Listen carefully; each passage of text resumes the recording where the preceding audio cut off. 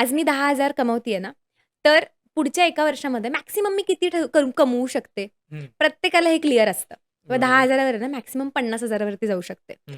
जर तुम्ही म्हणताय, मला 1,00,000 कमवायचेत, हं. पण फीलिंग आहे की नाही मला माहीत नाही 1,00,000 मी नाही हं. कमवणार आहे, मी 50 पर्यंतच पोहोचू शकणार आहे. हं.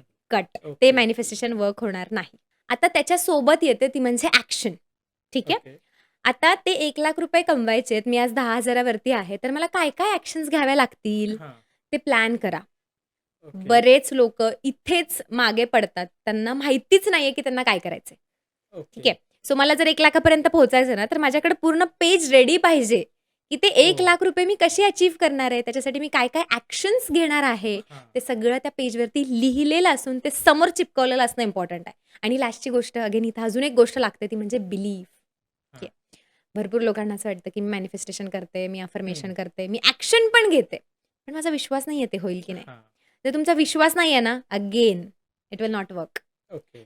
Thought, okay. Feeling, action, belief. Believe. हं. सिंपल. या 4 गोष्टींवरती जर काम केलं, तर तुम्ही काहीही अचीव्ह करू शकता. ओके. लिटरली काहीही. म्हणजे मी ओके. तुम्हाला सांगते 4 फिगरच्या पगारावरून हं. आज डायरेक्टली 6 फिगरवरती आलेलं माझं स्वतःचं एक्झाम्पल आहे. ओके. ओके.